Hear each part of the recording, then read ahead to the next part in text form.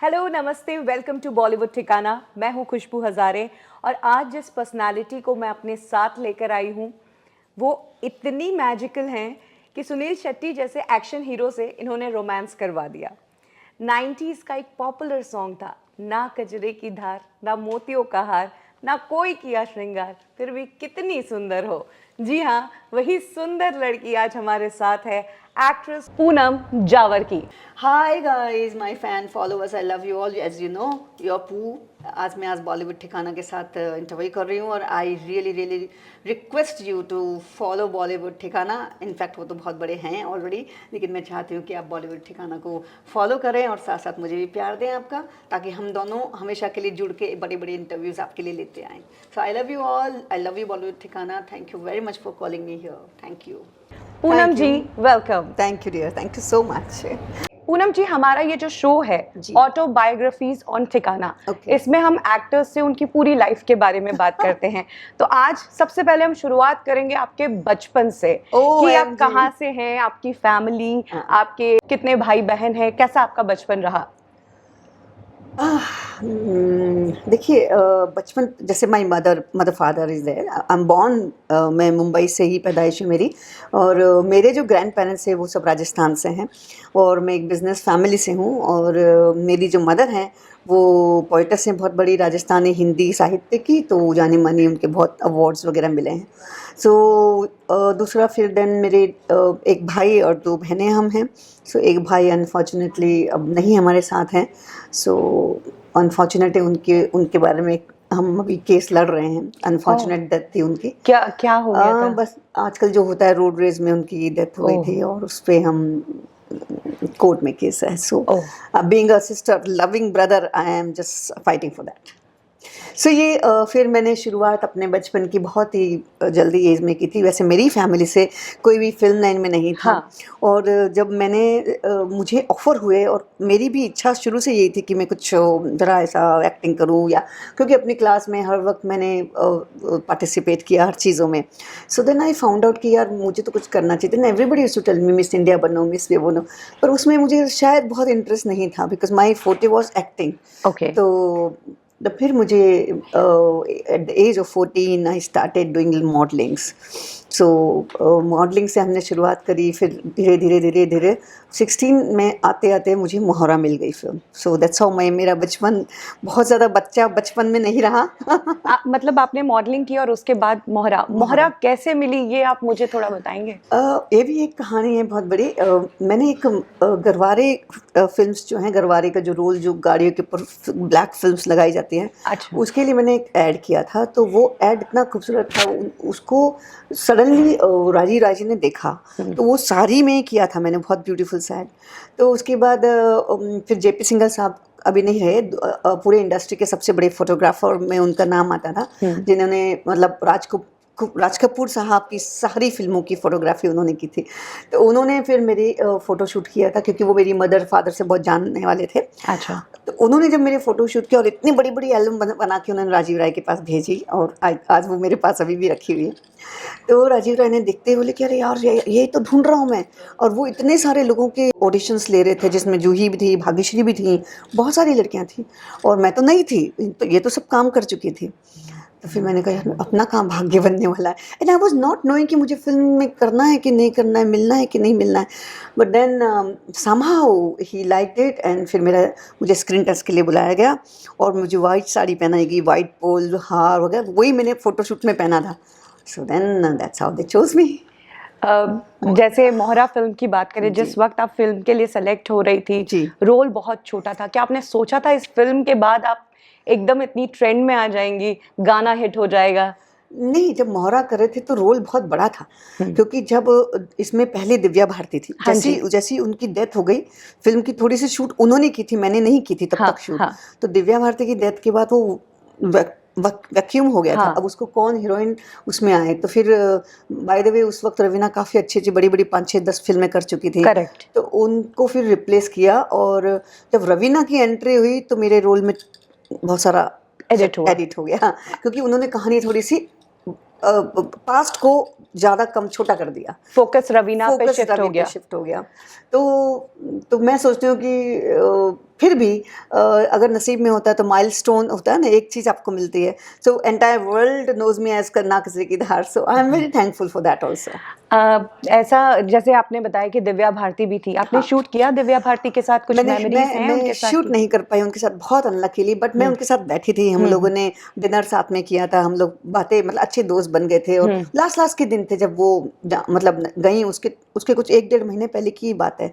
बहुत अच्छे दोस्त बन गए थे. जब वो गई बड़ा दुख हुआ, और बहुत प्यारी थी वो लड़की. और मुझे लगता है कि वो होती तो इस फिल्म में बात ही कुछ और होती.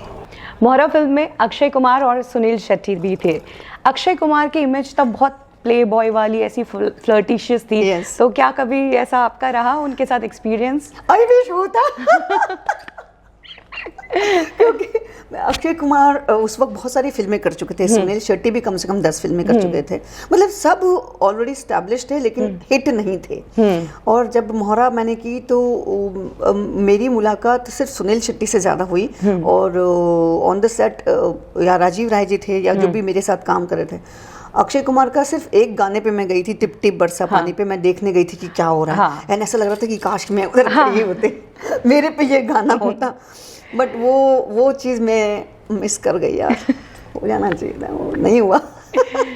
सुनील शेट्टी के लिए कहते हैं कि बहुत ही हेल्पिंग नेचर के. उनके साथ कैसा रहा था एक्सपीरियंस शूटिंग के दौरान? शूटिंग के दौरान बहुत अच्छा था. उन्होंने मुझे बहुत सपोर्ट किया. और चूँकि मैं एकदम फूल जैसी नाजुक थी तो वो मुझे ऐसे ही उठा लेते थे. हम लोग एक सीन है जहाँ आप देखेंगे चारों तरफ नदी और एक बीच में एक जैसे छोटा सा टीला सा बना हुआ, उसमें हम खड़े हुए गाना गा रहे. उसके बाद वो मुझे ऐसे ही उठा के ले आते. जबकि राजीव ने बोला था कि हम एक क्रेन लाते हैं जिसपे दोनों बैठ के आना. उसने बोला नहीं मैं ऐसे ही उठा लूँगा इसको. तो वो मुझे उठा के फिर वैसे लाते हैं. काफ़ी सीन है जिसमें हॉर्स राइडिंग की हमने. बहुत कुछ किया. वो बहुत ब्यूटीफुल जगह पर ये शूटिंग हुई. कहाँ पे थी ये? सूरत में एक गार्डन है, वहाँ पे हुआ था शूट. अच्छा, बहुत अच्छी लोकेशन है. पूनम, जिस वक्त मोहरा फिल्म में अक्षय कुमार और सुनील शेट्टी को कास्ट कर लिया था, तब तक उनकी इमेज एक्शन हीरो के रूप में थी और इंडस्ट्री उन्हें एक्सेप्ट नहीं कर रही थी. मोहरा में जब राजीव राय ने उन्हें कास्ट किया था, तब इंडस्ट्री में कुछ लोगों ने ये भी कहा था कि ये क्या 50% हीरो को ले रहे हो, किसी बड़े स्टार को लेते. तो नए एक्टर्स के साथ ये ट्रीटमेंट था. मोहरा आपकी पहली फिल्म थी, तो आपको कभी ऐसा फेस करना पड़ा कि आप नई हैं तो सेट पर कुछ ऐसा बर्ताव हुआ हो या कुछ ऐसा कहा गया हो कि कुछ नहीं आता तुम्हें? नहीं, अरे आता नहीं तो बात ही नहीं था. क्योंकि I was brilliant in my work.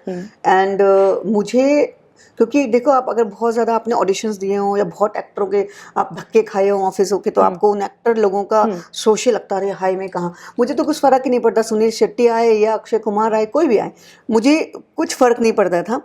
I used to look at Rajiv Rai ji, मुझे क्या करना है, दैट्स इट. क्लियर थे इंस्ट्रक्शंस और आपने अच्छे से समझा. क्लियर. और इन लोग को भी भरोसा, मतलब ये लोग फ्लॉप थे जब मोहरा शुरू हुई. और सबको ये था कि पता नहीं ये फिल्म चलेगी नहीं चलेगी. इवन परेश रावल जी जो आज मेरे बहुत अच्छे दोस्त हैं. और सबने ही सोचा. और जब फिल्म बड़ी हिट हुई तो मैंने अपने आप को थैंक्स दिया. मैंने कहा मैंने पहली फिल्म की और सुपर डुपर हिट हुई. ये जो आपका गाना है आज भी एक बार सुन लेते हैं तो एक बार नहीं 2-3 बार वापस सुनते हैं. ये इस गाने की रिपीट वैल्यू है. इस फिल्म के बाद लोगों ने सोचा था कि पूनम जावर और नजर आएंगी और फिल्में करेंगी. सुनील शेट्टी के साथ केमिस्ट्री अच्छी लगी तो और भी दोनों की जोड़ी नजर आनी चाहिए, लेकिन आप गायब हो गए. क्यों? आपने ये ना मेरे दिल पे एक पत्थर मार दिया. नहीं, मैं गायब नहीं. सिंस मैं इंडस्ट्री से हूँ और मैंने काम बहुत किया. लेकिन कहते ना कि जब आपको किसी को नहीं देखना होता है तो आप उसको भुला देते हैं. अच्छा. हम सामने भी होंगे और आपको नहीं देखना होगा तो आप इग्नोर करके चले जाओगे. ठीक है ना. तो ये मेरे साथ हुआ. और since I was very very young, और अगर मैंने साड़ी पहन ली उस गाने में या सीन में, यू नो, बहन की बीवी का रोल मैंने करा उसको. हाँ, सो लोगों को ये लगा कि मैं हर रोल ऐसे ही करती चली जाऊंगी. Though I was not ready to do that kind of roles every time. वो तो मोहरा में मिला और हमने कर लिया. और तो उसके बाद लोगों ने मुझे वही उसी तरह की रोल ऑफर करने शुरू कर दिए. टाइपकास्ट हो गए. और उसके बाद सुनील शेट्टी भी वैसे ही रोल कर रहे थे जो मतलब मुझे लगता है उनकी सारी हीरोइनें जिन्होंने भी उसमें नीलम ये वो जिन्होंने भी रोल किए तो और सुनील शेट्टी जी को पता नहीं क्या प्रॉब्लम थी, बाद में उनकी हमारी बनी नहीं. और अच्छा. आज तक हम एक दूसरे को कभी क्रॉस नहीं करते हैं.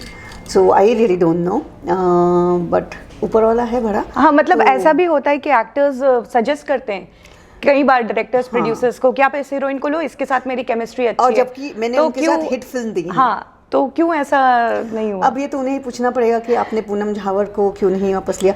जबकि आपको मैं एक बात बताऊं, अभी रिसेंटली कुछ महीने पहले ही एक जो शो आता है ना सिंगिंग का, इंडियन आइडल, उसमें सुनील शेट्टी जी आए थे। हाँ जी। और बाद में उनकी जब स्क्रीन के ऊपर जब भी आते हैं वहाँ वो रोक नहीं सकते, वहाँ नाक कजरी की धार ही बजता है। जी। तो वहाँ पे जब इस नाक कजरी की धार गाना लगा और इन्होंने पहले से ही चालाकी की हुई थी, नाक कजरी की धार बनवाया गया अपनी वाइफ को लेकर के।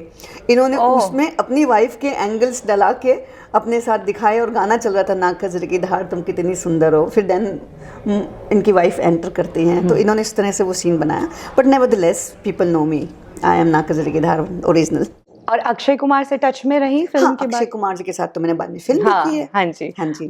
तो इस बीच आपने काम तो किया, लेकिन जो फिल्में लोगों ने नहीं देखी, या मतलब कैसी? ऐसा है, जब मैंने मोहना की और जो मेरी मेंटालिटी थी वो ये थी कि मुझे कुछ अच्छा और बड़ा करना है। Okay. You know, I was from Mumbai, तो मुझे रहने खाने की ऐसी प्रॉब्लम्स नहीं थी। सो आई वाज थिंकिंग कि मुझे कुछ बड़ा लेना है। तो बहुत सारी चीज़ें मैंने रिफ्यूज़ करी, नहीं करी। साउथ इंडियन की मुझे 3-4-5 फिल्में मिली, वो मैंने की।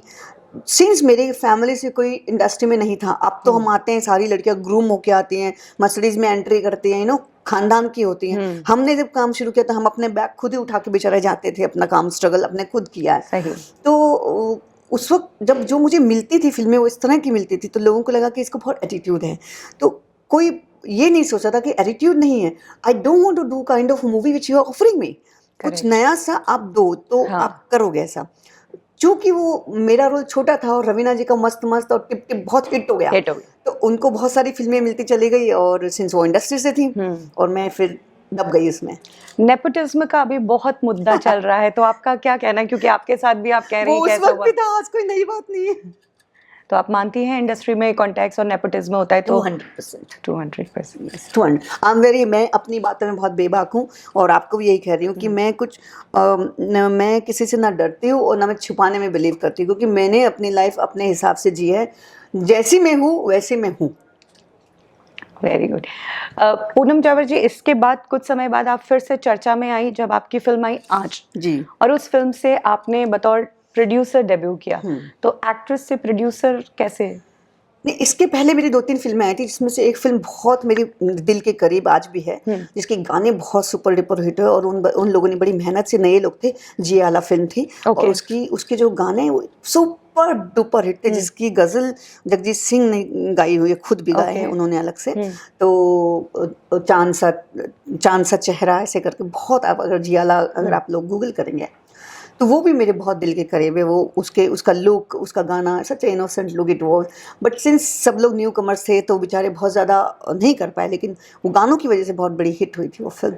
तो ऐसे काफ़ी मैंने कुछ किया, लेकिन वो चूँकि कहते हैं ना कि सूर्य बड़ा होता है और छोटे छोटे सितारे बेचारे जो है दब जाते हैं, तो वो उस पर मैंने भी बहुत ज़्यादा चर्चा कभी नहीं की, क्योंकि वो मेरी पसंद का ऐसा कुछ नहीं आया जो मैं बहुत चाहती। सो ये करते करते मुझे लगा कि I am from a business family, so मेरा दिल में हमेशा रहा कि मैं कुछ बिजनेस भी करूँ साथ साथ में, यू नो। सो मेंटालिटी वैसी होती है।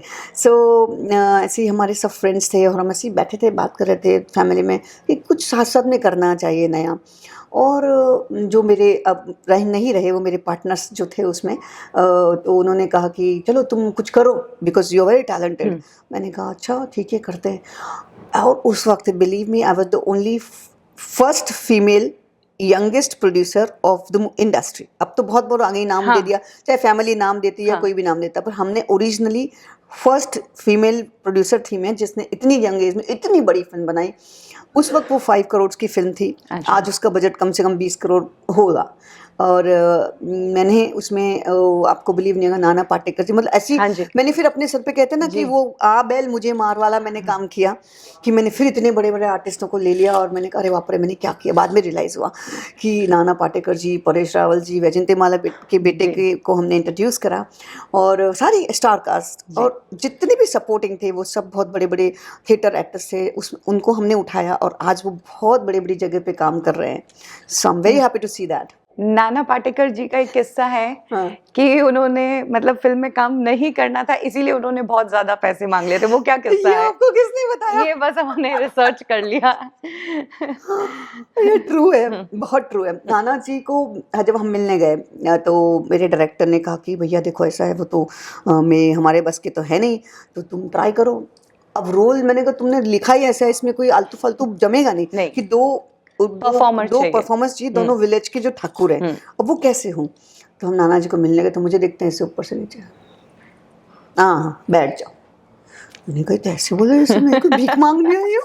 तो नाना जी सुनिएगा। फिर मैंने बोला मैं क्या करूँ। सब बोले मतलब कुछ नहीं करने, बैठे रहे। मेरे साथ मेरे जो भी फ्रेंड थे, असिस्टेंट थे, जो मेरे सपोर्टर्स थे, हम सब साथ में गए, 4-5 लोग। हाँ तो वो उस समय गणपति चल रहे थे। गणपति जब शुरू होते हैं तो नाना जी बहुत बिजी होते हैं, वो फूल वगैरह चढ़ा रहे होते हैं ना, वो तो हाँ, गणपति के फॉलोवर्स है। तो उस वक्त उनको बाहर बोला बाहर बैठो बाहर बैठो। तो हमने बोला ठीक है हम बैठे। तो जब सज गया तो बोले हाँ दर्शन कर लो। तो हमने दर्शन कर लिया। मैंने कहा गणपति बाप्पा आज तो मेरी तो सुन लेना। आपको बिलीव नहीं, मैं चेक लेके गई थी हाथ में, क्योंकि सबने मुझे बोला था कि ये बड़े खड़ूस आदमी है और आपको दिखाना है कि भाई आप जो सोच रहे हो उससे अलग आप हो। मैंने कहा मैं वैसे भी अलग हूँ। फिर मैंने नाना जी को बोला नाना जी ऐसा ऐसा सब्जेक्ट है और हम आपको लेना चाहते हैं। और नाना जी बोले प्रोड्यूसर कौन होगा। मैंने कहा मैं तो प्रोड्यूसर। मैंने कहा सर प्रोड्यूसर पैसे से होता है ना, हाँ करेक्ट, एज से प्रोड्यूसर नहीं होता, करेक्ट। तो and I can handle it. अच्छा। मैंने बोला सर बताइए ना आप क्या फीस लेंगे। चल बाद में बात करेंगे। मैंने कहा अच्छा जी ठीक है, मैं कल फिर आती हूँ। मैं कल फिर गई उनके पास नेक्स्ट डे। तो उन्होंने कहा अब उस वक्त वो लेते थे 25-30 लाख रुपए, सिर्फ 25-30 लाख रुपए। Can you believe. मैं ओपन ये 2003 की बात है, क्योंकि उसमें बहुत फिल्में भी वो नहीं कर रहे थे। तो फिर हम गए दोबारा। तो मैंने कहा नाना जी बताइए। चल एक काम कर, 1 करोड़ रुपए मेरी फीस है। तो सबने ऐसे किया, पीछे ऐसे किया। अब मैं बहुत ज़िद्दी लड़की, मैंने बोला पक्का ना। बोलते हाँ। मैंने कह लीजिए 21,000 का चेक, 21 लाख का चेक। बोले व्हाट। बोले 21 लाख का चेक है। अच्छा आपने 1 करोड़ मान लिया। मैंने मान लिया। मैंने कहा मेरी जिद थी कि लूंगी तो नाना को ही लूंगी। तो मैंने कहा 21 लाख का चेक है, अब ले लीजिए। ऐसे करने लगे, पागल लड़की है। मैंने कहा ठीक है। ये बहुत बड़ी कहानी थी। उसके बाद उन्होंने 21 लाख का चेक डाला नहीं 10-15 दिन तक। मैंने बैंक में बोल के रखा था जैसे ही चेक आएगा तो आपको क्लियर करना है। मैंने पूछा नाना जी आप चेक क्यों डाल रहे हो। बोले तू पागल है तो मैं थोड़ी ना पागल हूँ, तो तू कहाँ से बना लेगी फिर। मैंने कहा नाना जी आप चेक डाल दीजिए, आप ट्रस्ट कीजिए। आप औरत हूँ तो ऐसा नहीं कि आप मुझे ट्रस्ट नहीं कर रहे हैं। Being a woman I am a producer, it doesn't mean that I can't do it. आज हम वुमन इतनी बड़ी आगे बढ़ चुकी, लेकिन 2003 के वक्त हम लोग को लोग नहीं मानते थे उतना कि हम लोग बहुत कुछ कर सकते हैं। हमने प्रूव किया है। ऑल वीमेन ऐसे, हम जितने भी आमने सामने हैं, हम लोग ने हार्ड वर्क मेहनत करके प्रूव किया कि हम सब कुछ कर सकते हैं इस दुनिया में। तब जाके नाना जी ने वो पैसा डाला और फिर उन्होंने साइन किया और फिर आगे की कहानी बड़ी बनी। इसमें नाना पाटेकर के अलावा आयशा जुल्का भी थी। और आयशा जुल्का की जब अब तक की जो इमेज थी वो एक अच्छी इमेज थी, और इस फिल्म में उन्होंने काफ़ी इंटीमेट और बोल्ड सीन्स किए थे। तो कैसे कन्विंस किया आयशा जुल्का को। क्योंकि वो उस वक्त नाना जी के साथ में थी, तो वो सीन करने में हमें कोई बहुत ज़्यादा तकलीफ नहीं हुई। हमने बताया और नाना जी ने ओके बोल दिया। अच्छा आयशा जुल्का का अप्रूवल नाना पाटेकर ने ही दे दिया था कि वो कर लेंगी फिल्म। तो उन्होंने ही कहा था कि आयशा को लो, हम आयशा को नहीं ले रहे थे। अच्छा आपकी कौन चॉइस थी। मैं नाना जी के अपोजिट थी। और जो जिनका अपोजिट मैंने काम किया था जो अब नहीं रहे, और उनके अपोजिट हम किसी और को ले रहे थे। और जो शर्वानी का रोल था वो उनका रोल था। लेकिन फिर जब नाना जी ने जिद किया कि नहीं आयशा जुल्का आएंगी, तो फिर हमने वो रोल छोड़ा और हमने जो रोल किया बाद में वो किया, और नाना जी के अपोजिट फिर हमने आयशा को लिया। तो आयशा जुल्का ने ही सारे सीन्स किए थे, और जितने भी इंटीमेट सीन्स थे उसमें आयशा जुल्का ही थी। हाँ नाना जी के साथ आयशा जुल्का पेयर थी ना, तो नहीं, क्योंकि उसके बाद एक बड़ी कंट्रोवर्सी भी हुई थी। कहते हैं कि आयशा जुल्का ने तब इल्ज़ाम लगाया था कि उनकी प्रेजेंस के बिना उनकी बॉडी डबल को इस्तेमाल करके जो बैकलेस वाले सीन्स हैं वो शूट किए हैं, बैकलेस और उनके साथ मतलब धोखा किया है ऐसा कि हमारी फिल्म में ऐसा बैकलेस कोई शॉट ही नहीं है, सब जो भी सीन थे वो ओरिजिनली आयशा जुल्का जी ने किए हैं, सारे जितने सारे भी जितने सीन्स हैं। रिसेंटली अभी आयशा जुल्का ने कम बैक किया है इंडस्ट्री में, वो वेब सीरीज़ में आई है, तब भी उन्होंने एक स्टेटमेंट दिया कि मेरी गलती ये थी कि मैंने इंडस्ट्री में ये कह दिया कि मुझे अब फिल्में नहीं करनी है, क्योंकि उस टाइम मुझे जो रोल्स मिल रहे थे वो मुझे अच्छे नहीं लगते, और ये सब जानते कि आज फिल्म उनकी लास्ट फिल्म थी, उसके बाद उन्होंने इंडस्ट्री छोड़ दिया था। तो इस पर आपका क्या कहना है? देखिए, आज फिल्म लास्ट फिल्म थी, इंडस्ट्री छोड़ दी, वो गलत है, क्योंकि उसके बाद भी उन्होंने फिल्में की हैं, और उसके बाद वो उन्होंने शादी कर ली और बिजनेस कर रही थी, तो obviously when she got married तो ऑब्वियसली उन्होंने खुद ही काम अपना तरह से छोड़ा। अब उनको मैंने बहुत बार देखा कि जो एक बार जाती है दोबारा में भी शादी के बाद वापस आना ही, ये इंडस्ट्री उनको वापस बुलाती ही बुलाती, बिकॉज ये माया जाल है, आप छोड़ नहीं पाते हो। तो अब वो आके वो कुछ भी कहें, वो 10,000 काम कर ले, लेकिन उस वक्त जो नाना जी के साथ उनका जो टीम अप था और जो बहुत अच्छा था, वो ऑब्वियसली वो आँच बहुत खूबसूरती से बनाई गई फिल्म थी। और उसके बाद उन्होंने कुछ फिल्में तो की हैं जो मुझे अभी वेगली याद नहीं है नाम, बट की हैं उन्होंने, और शादी की। उसके बाद शादी के बाद अब वो वापस आ रही हैं, तो ये उनकी अपनी इच्छा है। टच में हैं आप उनसे या नाना पाटेकर से अभी?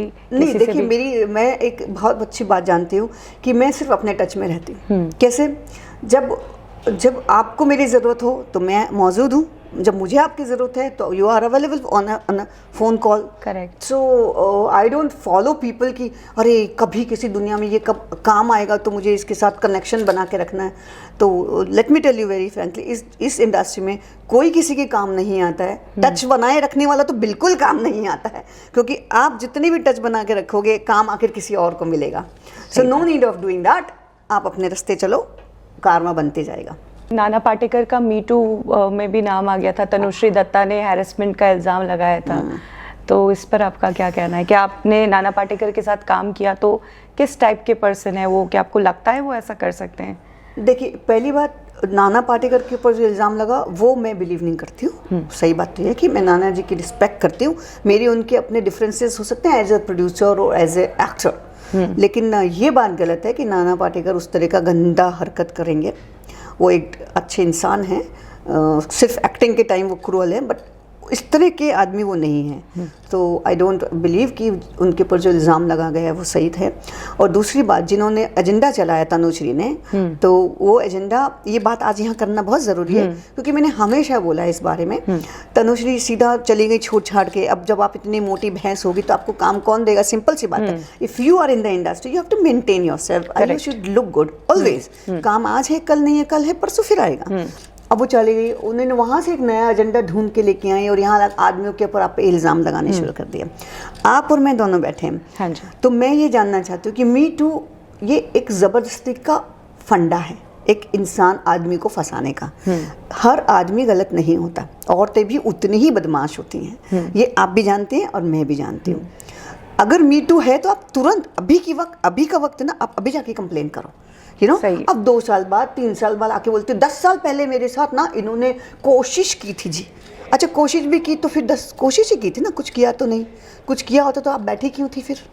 तो I don't believe in this me too का फंडा, दिस इज एक्चुअली एब्सोल्युटली बकवास। बट इंडस्ट्री में अभी काफ़ी एक्ट्रेसेस कास्टिंग काउच और इन सारी चीज़ों के बारे में आपका कभी एक्सपीरियंस रहा ऐसा? देखिए, जो भी इंडस्ट्री में ये कास्टिंग काउच की बातें करती है, एक तो वो हुआ बनाने के लिए करती है, अपने आप को फेमस करने के लिए करती हैं।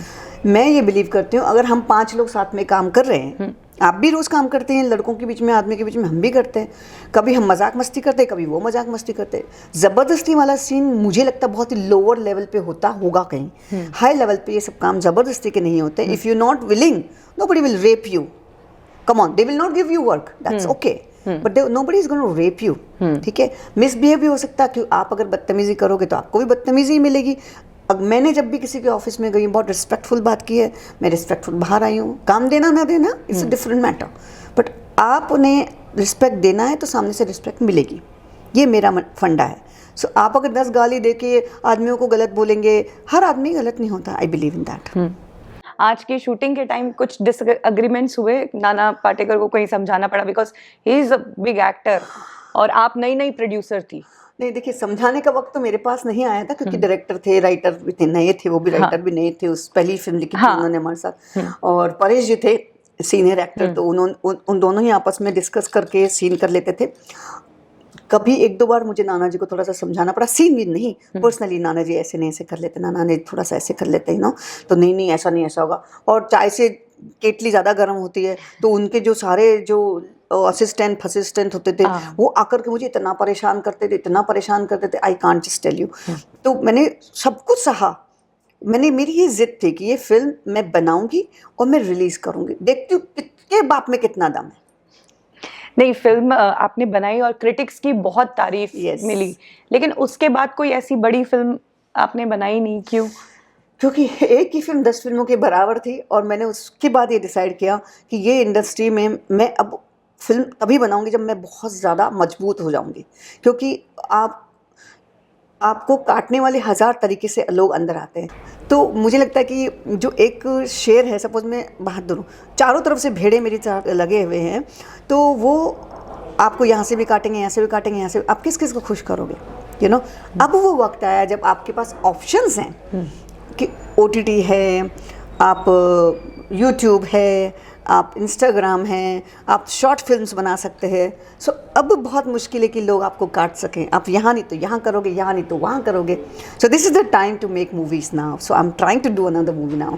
और आज का आपको रिलीज करने में कोई दिक्कत आई थी? जैसे बोल्ड सीन्स थे तो सेंसर बोर्ड पर कुछ दिक्कत आई हो, अब तो OTT पर सब चल रहा है, बट फिल्मों को लेकर तो काफी नहीं, हमारी फिल्म ए ही थी, तो उसमें कोई बड़ी बात, क्योंकि एज इट इज उसमें गाली गलौज बहुत थे, जो रियल जो लैंग्वेज है वहाँ के लोगों की, तो वो उसमें हमने वैसा ही रियल, सब कुछ रियल शूट किया था। जो आहला करके एक गाना था वहाँ का सबसे फेमस, जो आहला रीजनल लोगों का, वो सबसे पहले हमारी फिल्म में आया था। उसके बाद लोगों ने इस तरह की जो फिल्में बनाई उसमें आल्हा लेने लगे, तो दैट वाज द। फिर इस बीच आप कहाँ थी, क्या कर रही थी? एकदम से पूनम झावर फिर गायब हो गई। देखिए, आज के बाद मैं सीरियसली 2-3 साल बहुत सेटबैक में थी, क्योंकि मुझे लगा क्योंकि हमने इतनी बड़ी फिल्म बनाई, इतने तरीके से, जिस तरह से हम उसको रिलीज करना चाहते थे, लोगों ने बहुत तकलीफें दी। फिर आई रियलाइज कि मैंने क्यों काम किया। अब उनको लोगों को लगता था कि ये भैया अब तो ये प्रोड्यूसर बन गई, मतलब आप प्रोड्यूसर बन जाओ तो आपने बहुत बड़ा गुनाह कर दिया इस इंडस्ट्री में। उस वक्त अच्छा। अब तो हर कोई प्रोड्यूसर बन जाता है, छोटा मोटा, यहाँ वहाँ, बड़ा बड़ा। तो मैंने सोचा कि अब जहाँ बात करो, अब तो मैडम आप ही प्रोड्यूसर हो, अब आपको क्या रोल दें। अच्छा, तो प्रोड्यूसर हो गई तो कोई गुनाह थोड़ी ना कर दिया, एक्ट्रेस तो हूँ ना, तो आपकी फिल्म में एक्टिंग के बतौर पे मैं आऊंगी, तो मैं अपने प्रोड्यूसर की छवि लेके थोड़ी ना आऊंगी आपके पास। लेकिन अब हमारी इंडस्ट्री है भाई, वो पुराने जमाने की मेंटालिटी है, वो उसको कोई तोड़ नहीं सकता। कुछ इंसिडेंट्स थे जब आपको ऐसा बोला गया कि इस फिल्म के लिए आपने ट्राई किया हो? नहीं, मैं देखो, मैंने बहुत ज़्यादा ट्राई कभी किया ही नहीं। मैंने हमेशा ये सोचा कि मैं लोगों के दरवाजे आके काम नहीं मांगूंगी, जो मेरे पास आएगा मैं उसमें से चूज करूंगी। सिंपल मेरा फंडा हमेशा से रहा है। तो इसीलिए जब मुझे खाने की तकलीफ नहीं है तो मैं भीख क्यों मांगूं। हाँ, ठीक है। तो हमेशा मैंने यही सोचा कि कोई ना कोई अच्छी चीज़ मैं करूंगी।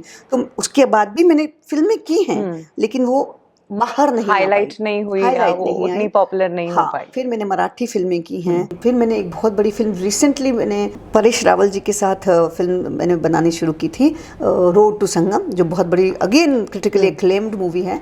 मेरे सब्जेक्ट सब ऐसे ही रहे, तो रियलिस्टिक सब्जेक्ट, मीनिंगफुल सिनेमा। जो डायरेक्टर आज हैं, बहुत बड़ी बात है, मैं उनके बारे में बताती हूँ। तो वो जब मेरे पास आए थे तो वो कुछ भी नहीं थे, वो एक स्क्रिप्ट लेके घूम रहे थे। रोड टू संगम, वो एक सब्जेक्ट था कि एक बंदा मुसलमान गांधी जी की गाड़ी ठीक करता है, और उस वक्त मुसलमान गांधी जी की गाड़ी ठीक करे, बहुत बड़ी बात थी। अच्छा। तो वो आदमी आज भी जिंदा है, इलाहाबाद में है। तो उनकी कहानी ये बेस थी, और मैंने उसके राइट्स ले लिए थे। तो वो जब मेरे पास आए तो मुझे लगा कि यार इसमें कुछ पोटेंशियल तो है कहानी में, चलो बैठ के मेहनत करते। तो हम लोगों ने 4-5-6 महीने उसके ऊपर बहुत काम किया, स्केचिंग की, ये की। अब वो बंदा नया था, कोई उसकी कहानी सुनने को तैयार नहीं। तो फिर मैंने परेश जी से रिक्वेस्ट किया। परेश जी बोले, मैंने बोला सर ये लीड है, आप कितना बड़ा। तो उसमें फिर परेश जी के साथ हमने मतलब डिसाइड किया कि परेश जी, लेकिन हम जब मार्केट में गए, देखिए रियलिस्टिक चीज़ें अलग होती हैं, तो लोगों ने कहा परेश जी ले आओ। जब जाके देखा तो अरे ये तो रियलिस्टिक है, कॉमेडी नहीं है, इसमें कैसे करेंगे। मैंने बोला यार अरे परेश जी तो है ना यार, मतलब एक अजीब सा माहौल है इस इंडस्ट्री अच्छा। का। कहते हैं ना एक भेड़ चाल है। स्टार चाहिए, मतलब पॉपुलर स्टार, नहीं कमर्शियल स्टार। नहीं नहीं, अभी परेश जी कॉमेडी में हिट है तो कॉमेडी फिल्में ही लाओ भाई आप। अच्छा, सीरियस रोल में नहीं एक्सेप्ट अरे है। ऐसा नहीं, एक्सेप्ट होते हैं, आप देखना ही नहीं चाहते हो। अच्छा करते हैं परेश जी, तो तो बहुत अच्छे फिर उस ब्रिलियंट फिल्म में एक्टर। क्या रोल किया उन्होंने, इतना जबरदस्त रोल किया। पर फिर बहुत थोड़ी सी हम प्रॉब्लम में आ गए। फिर मैंने, एक दोस्त थे हमारे, फिर उन्होंने को मैंने वो फिल्म उन्होंने बोला ठीक है एक काम करते हैं, मैं कंप्लीट कर लेता हूँ और बाद में देखते हैं क्या करना। तो फिर मैंने वो फिल्म उनको दे दी। हाँ। और मैंने वो, उसके पैसे भी मैंने कभी नहीं लिए, सिर्फ परेश जी को जो एडवांस दिए थे, and I love you Paresh ji for that. उन्होंने मुझे वो एडवांस पूरा का पूरा ऐसे कैसे रिटर्न किया। क्या बात। और हाँ, और बाकी जो लग गए वो ठीक है, मुझे गुनाह नहीं। मज़े की बात ये है कि जो डायरेक्टर उस वक्त मैंने चूज़ किया था, आज वो director oh my God part 2 direct कर रहे हैं। क्या बात है। क्या बात है। तो it's like, I think I am lucky charm for everyone. Oh my God की ही अब बात करेंगे, क्योंकि उसके बाद आप अचानक से नजर आई ओ माय गॉड में, और ओ माय गॉड में आपको राधे माँ वाले अवतार में देखकर लोगों ने कहा ओ माय गॉड। मतलब कैसे ये फिल्म आपको मिली, और किरदार के लिए आपने हाँ कह दिया एक ही बार में, मतलब क्या बताया गया था किरदार को लेकर? क्या था कि मुझे जो उमेश जी थे डायरेक्टर जी। उनके कंपनी से मुझे 2-3 बार फ़ोन आए।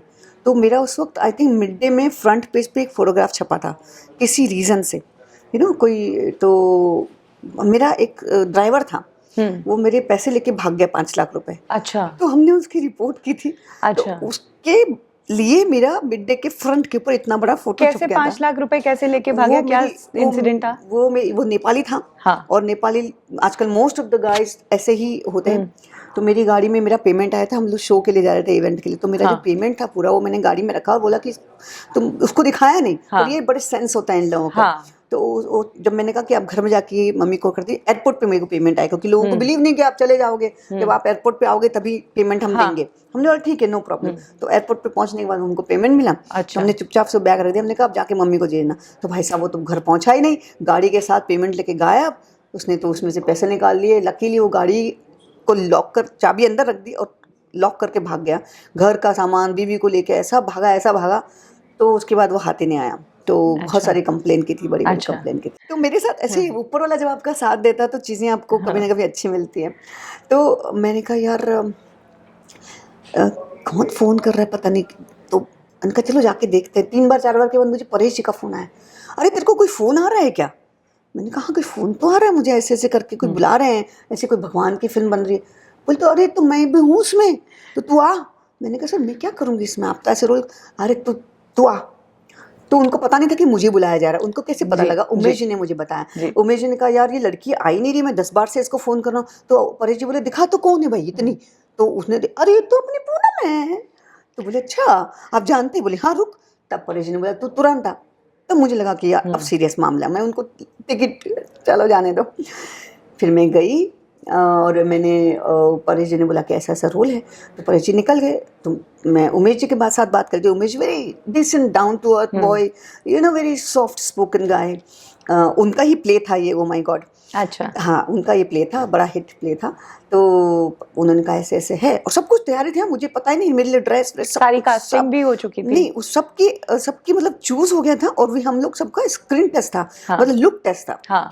तो फूल, मेरी साड़ी, मेरी माला वाला सब रेडी रखी थी। हाँ जी। तो मैंने कहा सर ये मेरी सेक्सी इमेज को आप बोले, वही तो बात है कि sexy image with different look. मैंने कहा है क्या दे रहे हैं यार मुझे, सच में आई बिलीव। मैं थोड़ी देर तक सोच रही क्या ये, मतलब मेरे पास फिल्म नहीं, डजंट मीन कि तुम मुझे कुछ भी ऑफर कर दोगे। फिर मैंने कहा चलो कोई बात नहीं, पूनम किस्मत साथ दे रही है, चल कर ले। और मैंने फिर चलो मैंने साड़ी वाड़ी पहन के आई, तो चारों तरफ से फूल वूल फेंक के ऐसा लुक हुआ। और जो डायरेक्टर बोला कि यही तो चाहिए सर मुझे, और तुरंत मुझे उन्होंने साइन कर लिया। इससे पहले आपने राधे माँ को देखा था? उनको नोटिस करती थी? नहीं, खाली पोस्टर आते आते देखती थी मैं कि अरे कौन है, तो लिखा होता था राधे माँ। मिलती है पता नहीं कौन है, अच्छा होंगी कोई। और उनका रोल मैं करूँगी ये मुझे लगा ही नहीं, क्योंकि how can I be Radhe माँ।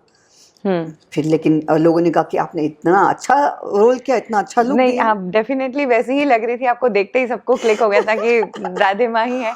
बट क्या आपको डर नहीं लगा कि आप राधे माँ का रोल प्ले कर रही हैं और उसके बाद अगर उनके फॉलोअर्स ने आपको परेशान किया, प्रॉब्लम में पड़ सकती हैं? नहीं देखिए, हमारा काम है रोल करना। और फिल्म को कैसे कंट्रोवर्सी या उस तरह की चीज़ों से बचाया जाएगा वो डायरेक्टर का काम है, या अक्षय कुमार प्रोड्यूसर थे, परेश जी प्रोड्यूसर थे। तो और वैसे भी राधे माँ के ऐसे फोन आते रहते थे कि ऐसा न दिखाना, वैसा ना दिखाना, ऐसा ना करना। मतलब उनकी समझ में था, उनको पता था क्या बन रहा है और कैसे बन रहा है, सब पता था उनको। तो ऐसा कुछ नहीं, और हमने उनके बारे में कुछ गंदा भी नहीं दिखाया, कुछ बोला भी नहीं, क्योंकि उस वक्त तक तो वो बोलती भी नहीं थी, उसके बाद तो वो बोलने लगी। तो क्या अपने रोल के लिए कभी राधे माँ से मिलने गई आप? नहीं, आपको बिलीव नहीं होगा कि मैं आज तक राधे माँ से नहीं मिली हूँ, आज अभी तक भी नहीं मिली। मिलना जरूर चाहूंगी एक दिन राधे माँ से, क्योंकि सब ने मुझे बोला कि एक एपिक टाइम होगा कि फिल्मी राधे माँ और रियल के राधे माँ का मिलन हो। सही तो है। I definitely want to meet हर।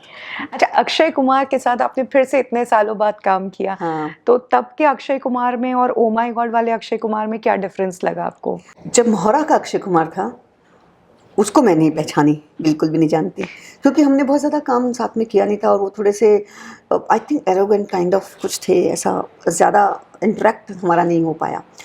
लेकिन जब मैंने ओ माय गॉड में काम किया उनके साथ, तो वो एकदम तब तक बहुत सीजन हो गए थे, उनको मालूम था कि हर आर्टिस्ट की कैसे बात करने है, कैसे रिस्पेक्ट करनी है, एवरीबडी। तो ओ माय गॉड का जो सेट था, मैं आज भी लोगों को बोलती हूँ कि ऐसा सेट होना चाहिए जब हर आदमी सामने खाना लगा, मतलब everything used to be very very perfect, कहीं कोई तकलीफ नहीं, बहुत अच्छा मेंटेन, एवरीबडी रिस्पेक्टफुल, सब चीज़ें थी। लगता था कि अरे और शूटिंग करें, दिल चाहे ऐसा।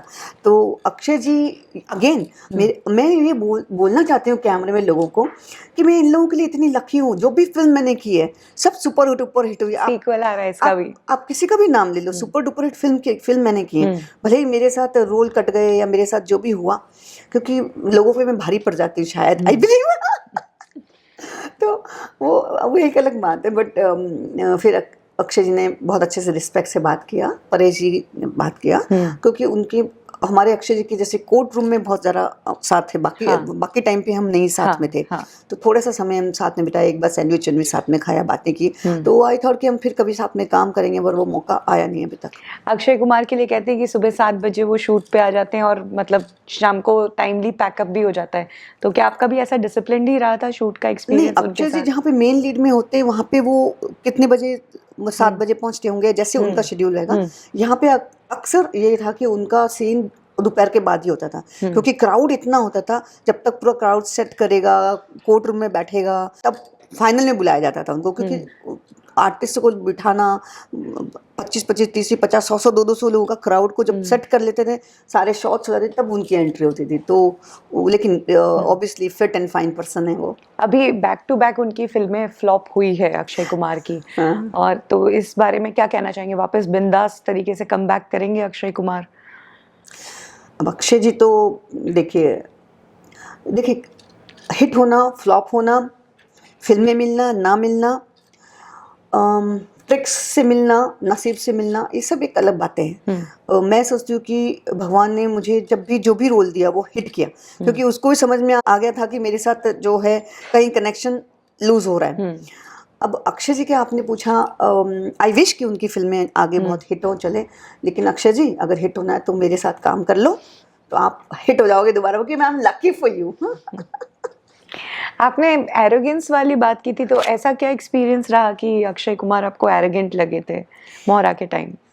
क्योंकि उस वक्त देखिए वो बहुत 10-15 फिल्में कर चुके थे शायद, और वही हाल था कि उनकी फिल्में नहीं चल रही थी। और चूंकि वो हीरो तो थे ही अच्छे भले, और हम तो नए थे, तो ये वाज लाइक ऐसे जाना, मतलब बात नहीं करना, तो हम लोग नए हैं तो ऐसा ठीक है, मतलब we haven't had those kind of interactions together.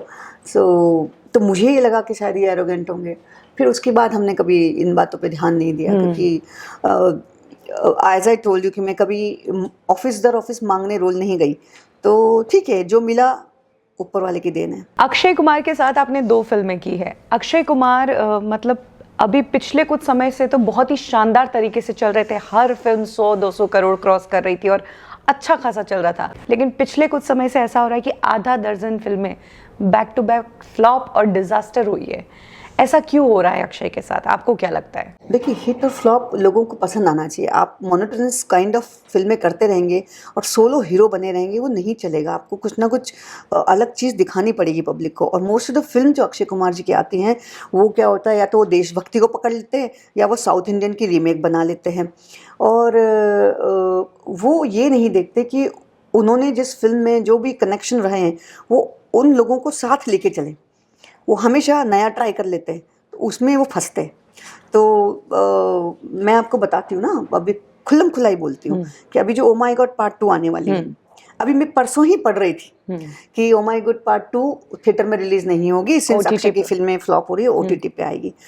अब मैंने आपसे अभी बताया कि जो डायरेक्टर हैं वो मेरी वजह से डायरेक्टर बने हैं, हाँ जी, नो डाउट अबाउट इट, लिख के दे सकती हूँ।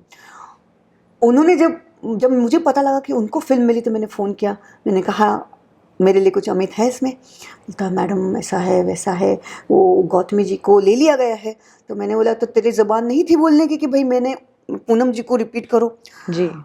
अब मैंने अक्षय से तो फ़ोन नहीं किया, लेकिन मैंने उसको एक बात बोला, अक्षय जी को बोलना, परेश जी ने भी यही बोला, ना परेश जी हैं फिल्म में, अच्छा, ना मिथुन चक्रवर्ती हैं फिल्म में, ना पूनम झावर है फिल्म में। ऐसा नहीं है कि अक्षय ही अकेले चलेंगे। कास्ट अगर अच्छी होती है तो फिल्म को बहुत सपोर्ट मिलता है। हर कैरेक्टर इम्पॉर्टेंट है। आज ना हीरो बेस्ड फिल्में नहीं चलती हैं बहुत ज़्यादा। आज नाटो नाटो देखो कि टॉप एक्टर्स हैं साथ में, अकेला होगा तो नहीं चलेगा। तो उन्होंने क्या किया, अभी ओ माई गॉड पे बहुत ज़्यादा उन्होंने गेम खेला। उन्होंने सारी टीम को हटा दिया, सब नई टीम डाल दी जी, और कहानी वही बनाने की कोशिश करी। अब कितने भी कॉमेडी डाल लो, मंदिर मंदिर चले जाओ, उसके पहले 25 फिल्में बन चुकी हैं। ओ माई गॉड पार्ट 2 उस वक्त बनना चाहिए था जब ओ माई गॉड पार्ट 1 आया था। उसके 1 साल बाद तक हम रोते रहे, बोलते रहे बनाओ बना, मुझे नहीं बनानी। अब जाके आप ओ माई गॉड पार्ट 2 बना रहे हो जब उसकी कोई वैल्यू नहीं रही है मार्केट में, क्योंकि उसके पहले बहुत फिल्में आ चुकी उस तरह की। तो वो होना ही था। तो no doubt about, I am sorry Akshay ji, but I am going to say आपने रिपीट नहीं किया आपकी हिट कास्ट को। जी पूनम जी, रिसेंटली कुछ ट्रेड एक्सपर्ट्स ने ये भी कहा कि अक्षय कुमार बहुत ज़्यादा अवेलेबल है, हर 4 महीने में उनकी फिल्म आ जाती है, तो ऑडियंस उनसे बोर हो चुकी है और वही रिपीट चीज़ें कर रहे हैं। अक्षय को आमिर खान की तरह या शाहरुख खान की तरह करना चाहिए, ब्रेक लेके आना चाहिए, थोड़ा 1 आध साल रुक जाना चाहिए। आपको क्या लगता है? देखिए, मोस्ट ऑफ द फिल्म्स जो हैं अक्षय कुमार की होम प्रोडक्शन है, most of the movies, and he is what I feel that he is opportunist. अभी देश का राम सेतु बनी तो उन्होंने सोचा कि अयोध्या की चल रहा है, राम का भगवान का नाम चला, चलो मैं राम सेतु बना लूँ। तो सोशल मीडिया का काम चल रहा था तो उन्होंने टॉयलेट बना ली। तो वो टॉपिक ढूंढते हैं कि आज ये टॉपिक हिट है तो इस पर फिल्म बना लो, लेकिन ज़रूरी नहीं कि उसकी कास्ट में आप खुद जमो। आप एक काम करो, आप आपका प्रोडक्शन है तो आप किसी और को भी, नए लोग भी ले सकते हो, ज़रूरी नहीं कि आप ही करो, क्योंकि आपको अपनी फीस लेनी नहीं है, छोड़नी है, तो आपका प्रोडक्शन हाउस बहुत सस्ते में हो जाएगा। तो वो क्या करते हैं, हर फिल्म के हीरो वही होते हैं। अब वो साउथ फिल्में जो होती हैं उनकी 100% कॉपी फिल्में होती हैं। काम वो अच्छा करते हैं, एक्टर वो अच्छा है, नो डाउट अबाउट इट। लेकिन जब मैंने साउथ की फिल्में मेरे को अवेलेबल है, मैं साउथ के एक्टर्स को पसंद करती हूँ, वही कहानी मैं वहाँ देख रही हूँ, तो मैं अक्षय जी के साथ क्यों देखूँगी? क्योंकि पहले क्या होता था कि साउथ की फिल्में हमारे टच में नहीं होती थी, तो लोगों को साउथ फिल्में देखने के लिए वो DVD लाओ, वो देखना बड़ी भारा पड़ता था। तो हिंदी की कॉपीज पता नहीं चलती थी। आज हिंदी की कॉपी 1 मिनट में पता चलती कि ये फॉरेन की फिल्म से कॉपी है या साउथ इंडियन की कॉपी है। और ये भी सही है कि अक्षय जी 6 फिल्में करते हैं साल में। अब हर 2 महीने बाद अक्षय जी को हम क्यों देखें? पब्लिक का ये मानना है, और लोग ये भी कहते हैं कि हर 2 साल में, हर 2 महीने में हम अक्षय जी को क्यों देखें? तो ये भी सही है कि उनको ना कुछ एक्सक्लूसिव फिल्में करनी चाहिए, which is people should wait to see that movie. ऐसा मेरा मानना है अक्षय जी। तो और फिर अपनी लकी स्टार कास्ट को आप छोड़ोगे तो लक कैसे पाओगे आप? ये भी कहा जा रहा है कि अक्षय कुमार अपनी फिल्मों को प्रमोट करने के लिए हर दूसरे शो पर जाते हैं और हर फिल्म के प्रमोशन के लिए कपिल के शो पर अक्सर नजर आ जाते हैं, जहां पर हंसी मजाक करते हैं, खुद का भी मजाक उड़वाते हैं। मतलब कुछ लोगों का कहना है कि अक्षय को यहाँ पर भी अपनी डिग्निटी मेंटेन करने की जरूरत है। इस पर आपका क्या कहना है? यार, आप तो मुझे ना ऐसे क्वेश्चन पूछ रही हो, आप मुझे अक्षय भी मारेगा, मुझे कपिल भी मारेगा, सब मुझे पकड़ के मारेंगे कि तू इतना बोलती क्यों है। चलो फिलहाल मुझे कोई परवाह नहीं पड़ी है, मार लो। तो आप देखिए, कपिल जी का एक हिट शो है and everybody wants to go there कि उसमें हम जाएं, लेकिन 1 बार 2 बार ठीक है, उसका एक ऑडियंस है जो हर बार कुछ नया देखना चाहती है, लेकिन इनकी फिल्में ही इतनी सारी आती है कि ये हर फिल्म के लिए इनको जाना पड़ता है जी। तो ये तो इनकी मजबूरी हो गई। दूसरा जो मुझे लगता है अब जो वक्त आया है उसके लिए जो प्रमोशन वाला पिछला फंडा है वो नहीं होना चाहिए, क्योंकि हमको ये तो ऐसे कोई गली गली गाँव गाँव आप घूम रहे हो जी, वही हो रहा है हाँ, पिछले कुछ समय से। आप सोशल मीडिया पे हो, आप इंस्टाग्राम पे हो, आप फेसबुक पे हो, आप लाइव हो, वो वहाँ पे पब्लिक ज़्यादा अवेलेबल है आपके लिए, और फिल्म का प्रमोशन अलग तरीके से भी होता है। अगर हमको ऐसे ही लोग देख लेंगे सामने खड़े हुए रोज़, तो स्टार की वैल्यू कहाँ है? पुराने ज़माने में आप देखो, देखने के लिए तरसते थे, मुमताज़ जी एक झलक मिल जाए, एक्टर की दिलीप कुमार एक झलक मिल जाए। ठीक है, समय बदला है, लेकिन आपकी एक्सक्लूसिविटी रहनी चाहिए, तभी लोगों को क्रेज होगा। शाहरुख पठान के लिए कहीं भी नहीं गए थे। हाँ, शाहरुख ने देखिए, that's what I really appreciate, वो बंदे ने पठान में कितना भी क्रिटिसिज्म हुआ, मैं इंटरव्यू में बैठी हूँ उसके ऊपर, एक चैनल के ऊपर हमने डिबेट की है, उसमें मैंने बहुत लड़ाई की है कि मैं इनके फेवर में थी, और मुझे बोला गया कि आई गाना आपको कैसा लगा, इसमें ऑरेंज, और मैं ऑरेंज साड़ी पहन के बैठी थी, मैं आपको वो क्लिप दूंगी। तो मैंने बोला क्या प्रॉब्लम है ऑरेंज कलर से, ये आपका घर का तो कलर नहीं ना, ये ऑरेंज कोई भी पहन सकता है, 10 कपड़ों में एक ऑरेंज भी हो सकता है। उन्होंने सेक्सी बनी है तो ठीक है, वो लुक उन्होंने लिया है, आपको क्या प्रॉब्लम है? जी, ऐसी जब आपको सनी लियोनी से प्रॉब्लम नहीं हो सकती है, जब आपको पूनम पांडे से प्रॉब्लम नहीं हो सकती है, शर्लिन चोपड़ा से प्रॉब्लम नहीं हो सकती है, तो आपको दीपिका पादुकोण से प्रॉब्लम क्यों है भाई? सनी लियोनी के मंदिर बनाते हो, हाँ, और शर्लिन चोपड़ा पूनम पांडे के लिए पैसे की बरसात करते हो, तो तभी तुम्हारी शर्म कहाँ जाती है? जी। तो मैंने इंटरव्यू में कहा है कि आपने ये गलत कहा, और देखना पठान बहुत बड़ी हिट हुई है, क्योंकि शाहरुख खान ने उसमें बहुत मेहनत की है, अपने लुक पे मेहनत की है, और उनको ये बिलीव था कि वो बहुत समय बाद आ रहे हैं, फैंस चाहते हैं उन्हें देखना जी, तो वो बड़ी हिट हुई, और ऐसा ही होना चाहिए, कॉन्फिडेंस था उनमें। तो मैंने तो फिल्म नहीं देखी थी, but I had an argument, I said नहीं आप गलत बोल रहे हैं ये बात जी। तो हमारे यहाँ पे दोहरी मेंटालिटी के लोग भी हैं। करेक्ट, यानी कि आपका कहना है कि अक्षय का ज़्यादा मिक्सअप हो जाना ही उनके लिए सबसे बड़ा नुकसान है। देखिए, अक्षय के लिए मैं इतना कहूँगी, वो जितना दिखाते कि वो मिलनसार हैं, वो उतना रिजर्व भी हैं। तो मुझे लगता है कि उनको थोड़ा सा अपनी एक्सक्लूसिवली बना के रखनी चाहिए जी, क्योंकि लोगों को जब तक आपको देखने की इच्छा नहीं होगी तो आपको लोग देखेंगे नहीं। अभी जैसे आपने बोला पूनम जी आप कहाँ खो गई जी, तो क्योंकि ऑडियंस मेरे साइट पे लिखती हैं कि हम आपको देखना चाहते हैं, हम आपको देखना चाहते हैं जी। तो जब भी मैं कुछ अच्छा करूँगी, people would like to see, want to सी।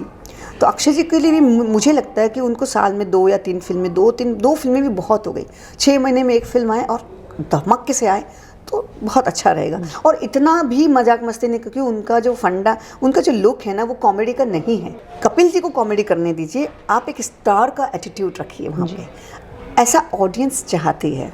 हम तो चाहते हैं कि अक्षय कुमार वापस एक धांसू कमबैक करे। मैं भी चाहूंगी, और मैं चाहूंगी कि उसमें मेरे भी कोई रोल हो अक्षय जी। आपने इसके बाद आर राजकुमार फिल्म की थी, सोनू सूद और शाहिद कपूर इस फिल्म का हिस्सा थे, सोनाक्षी सिन्हा भी थी।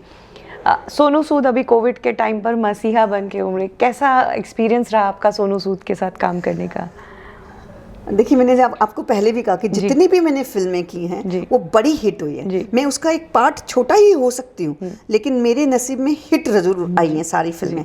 तो जब मुझे आर राजकुमार मिली, वो भी उसी तरह मिली जैसे ओ माई गॉड मिली थी, क्योंकि आर राजकुमार के जो राइटर थे उन्होंने जब ओ माई गॉड देखी और मेरा जो ऑरा उनको बहुत पसंद था कि वो लुक चाहिए मुझे, तो उसमें जो मेरा रोल था वो एकदम मॉडर्न बिंदु स्टाइल था, सब लोग, गांव के लोग इस लड़की के पीछे पड़े हुए, अट्रैक्टिव एकदम जबरदस्त, और फिर ये कैसे सबको घुमाती है, ऐसा रोल था।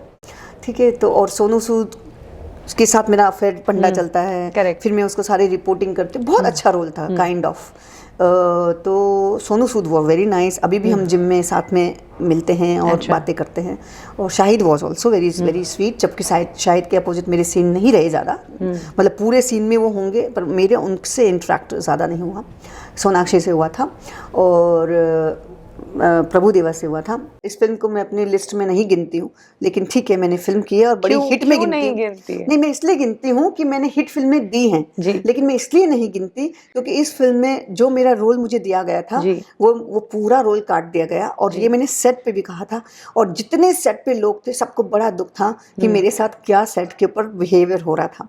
तो मैंने क्या हुआ था? मैं कभी डरी नहीं हूँ बोलने से कि आपने मेरे साथ गलत काम किया। मुझे सेट पे जो रोल बोला गया था वो ना दिखा करके आपने मुझे सोनाक्षी के सामने, मतलब कहते हैं ना, ऐसे बाई बना दिया। So that was very setback to me and मैंने again a star kid and हाँ, तो मैंने वह उनसे कहा, सेट पे भी कहा, और सारे मेरे लोगों ने ये कहा कि यार सही नहीं हो रहा मैडम आपके साथ। मैंने कहा मैं इनको, अगर मुझे साड़ी पहन के आ रही हो तो साड़ी चेंज करवा दे, कि नहीं इनको वो कॉटन वाली साड़ी दो।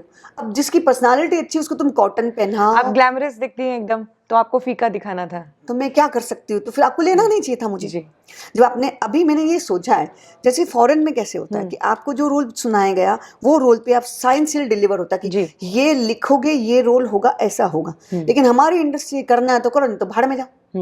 तो आप क्या करोगे? तो तुम मत करो। तो मैंने ये डिसाइड किया क्योंकि मुझे आगे की जिंदगी भी देखनी है कि मैं कुत्ता बन के किसी फिल्म में रोल नहीं कर सकती हूँ, क्योंकि मुझे आगे अपनी लाइफ है। मैं पॉलिटिक्स में जाना चाहती हूँ, मैं बहुत बड़े काम करना चाहती हूँ। I want to be a business woman, you know. So मैं ऐसे रोल क्यों एक्सेप्ट करूँ जो मुझे कीड़ा नहीं है मुझे रोल करने का, but I want to do good films. तो इसके बाद मैंने ये डिसाइड किया कि अब कुछ भी होगा तो लिखा के लूंगी कि तुम मुझे दे रहे हो ये रोल तो ऐसा ही होना चाहिए, तो मैं अपनी खुद की फिल्म बनाऊंगी। तो आपने बात नहीं की डायरेक्टर से, किसी से भी, कि ये तो गलत हो रहा है, सोनाक्षी को हाईलाइट करने के लिए? सेट पे ओपनली मैंने बोला सबको। आप कोई भी आप फिल्म देखेंगे ना, आपको समझ में आ जाएगा कि वहां मेरे साथ क्या हो रहा था। ये लाइट है, मुझे लाइट से साइड में करके कैमरा लिया जाता, तो मैं लाइट में जब नहीं हूं तो दिखूंगी कैसे? जी, तो आप सोच सकते हैं।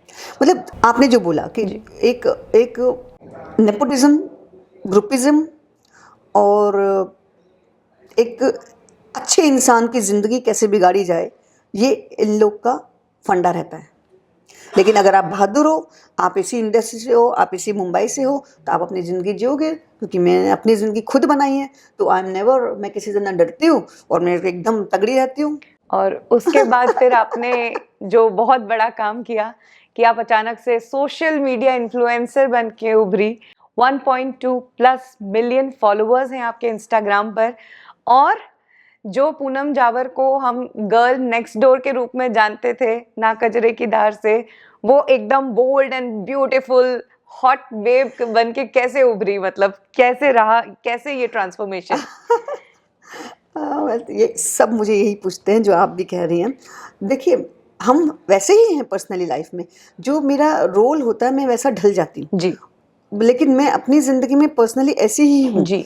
और अभी आप पहले की फिल्में देखोगे, रवीना को भी देखोगे तो वो उसका लुक अलग है, करिश्मा को देखोगे उस समय की फिल्मों में अलग है, लेकिन जब आप ग्रूमिंग होके आते हो आप डिफरेंट लगते हो जी। तो हमें तो पता ही नहीं था कि ग्रूमिंग क्या है, तो जैसे हम दिखते थे हम बैठ गए वैसे ही उसके ऊपर जैसा हम लगे।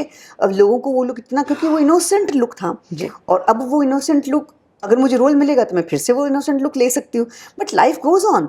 आप जैसा हो आप, मैं बहुत thankful हूँ to the God, to my family, to myself, my audience, my lovers, my fans, because मुझे भगवान ने मेरी अपनी मेहनत से मैं उस तरह रहती हूँ कि मैं वैसे ही लगूँ जैसे मैं हूँ, यू नो। क्योंकि आपके लिए, इसके लिए आपको बहुत मेहनत करनी पड़ती है, और मैं नेचुरली ऐसी हूँ गाइज, मैं सेक्सी ही रहती हूँ, मैं सोऊंगी तो भी ऐसी लगूंगी, तो डोंट वरी अबाउट इट।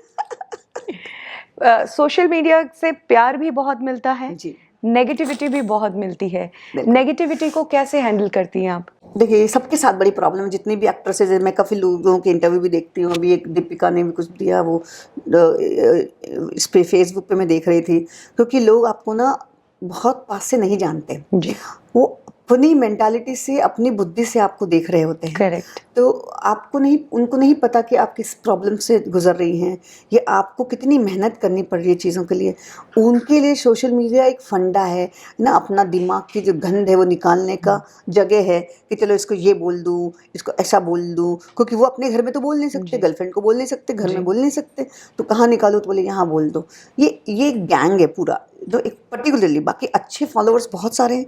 मतलब अगर 20,000 नेगेटिव होंगे तो 80,000 अच्छे भी हैं जो आपकी तारीफ करते हैं, आपके बारे में बात करते हैं, आपको फॉलो करते हैं। मेरे ऐसे ऐसे फॉलोवर जो 10 साल से मुझे फॉलो करते हैं, सो स्वीट। उन्होंने हमेशा लिखा कि आपने जो जर्नी है आपकी भले ही कम है लेकिन इट्स ब्यूटीफुल। तो जो लोग नेगेटिव लिखते हैं, कभी कभी बहुत दिल में तकलीफ होती है, यार ये ऐसा क्यों लिखता है, यार ऐसा क्यों बोलते हैं ये लोग, जब तुम वो चीज़ कर नहीं सकते हमारे साथ तो तुम बोलते क्यों हो? तुम तो स्क्रीन पे देख रहे हो ना भाई। अब तुमको हमारे यहाँ आना भी है, फॉलो भी करना है, देखना भी है, फिर गालियाँ भी देनी है तो क्यों ऐसा करते हो? मैं पूछती हूँ उनको कई दफ़ा, क्यों करते हो? फिर हमने सोचा यार देखो, ढाक के 3 पाते, इनको आप कितना भी बोलोगे ये मानने वाले नहीं, क्योंकि इनकी खुजली वही है।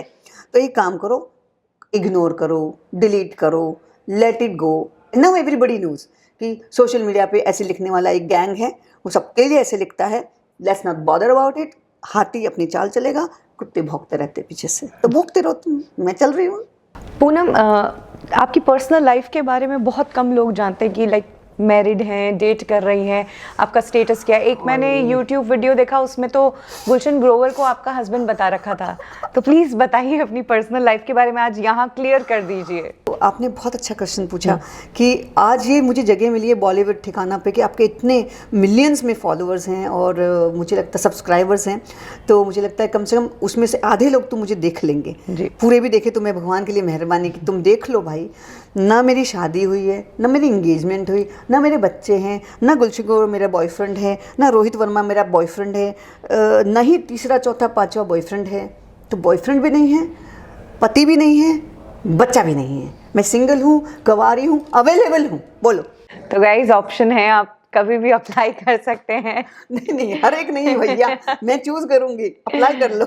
अच्छा, इंडस्ट्री है, इतने लोग हैं, आप इतनी खूबसूरत है, इतना समय आपने इंडस्ट्री में बिताया है, इतने लंबे समय तक सिंगल रहने की क्या वजह है? पहले मैं थोड़ा सा आपको YouTube का बता दूं। तो लोगों ने जो आपने कहा कि जिस तरह से YouTube के ये बना के रखे हैं, तो आपका माध्यम बहुत अच्छा है कि मैं इसको खुलासा करूं।